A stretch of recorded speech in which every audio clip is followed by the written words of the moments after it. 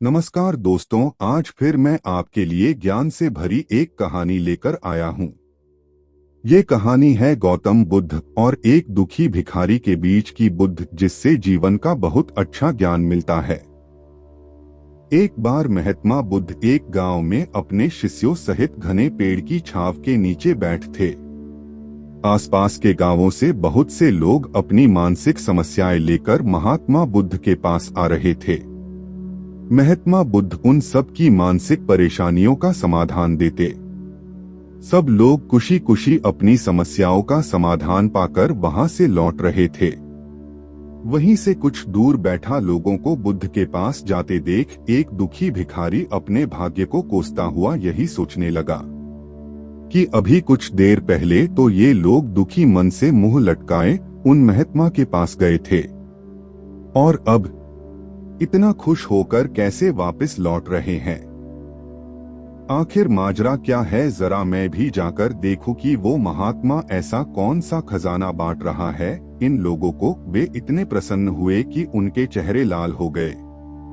जब वो दुख भिखारी कुछ नजदीक गया तो उसने देखा कि ये महात्मा तो लोगों को प्रवचन देकर लोगों के दुख का निवारण कर रहे हैं।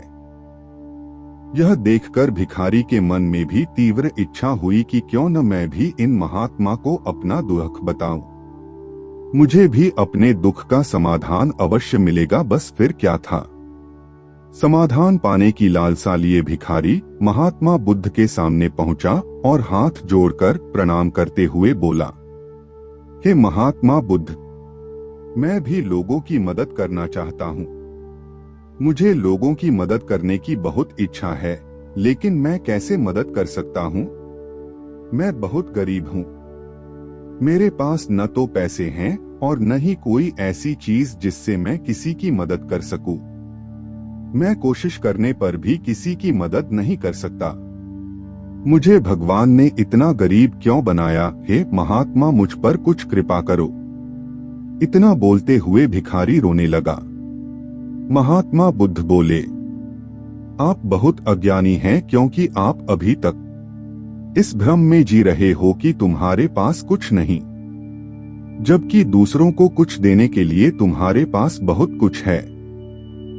तुम बिना धन और वस्तु के भी दूसरों की मदद कर सकते हो। तुम्हारे पास जुबान है, जिससे तुम मीठे शब्द बोलकर किसी के दुखी चेहरे पर मुस्कान ला सकते हो।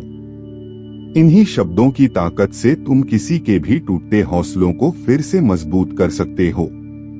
इन शब्दों की शक्ति से आप किसी के भी मन में सकारात्मक विचारधारा के बीज बो सकते हैं और उसे गलत रास्ते पर जाने से रोक सकते हैं।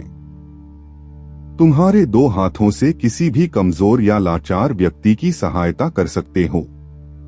आपके दो आंखें किसी अंधे को रास्ता दिखा सकते हैं। तुम किसी के लिए दुआ कर सकते हो।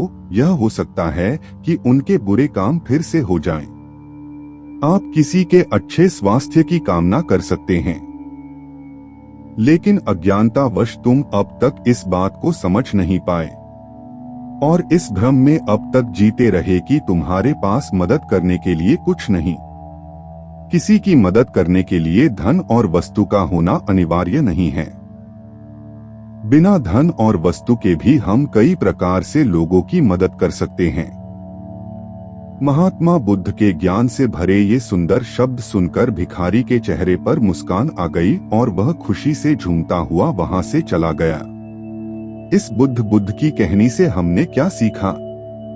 दोस्तों, महात्मा बुद्ध की इन बातों से बहुत कुछ सीखा गया। आजकल बहुत से लोग यह सोचकर दुखी होते हैं कि मेरे पास ये नहीं है, बल्कि जो आपके पास है उसी में संतुष्ट रहना सीखें और बिना मतलब के लोगों की मदद करें। इन्हीं से आपको परम सुख की प्राप्ति होगी। तो दोस्तों, यह बुद्ध स्टोरी आपको कैसी लगी जरूर बताएं।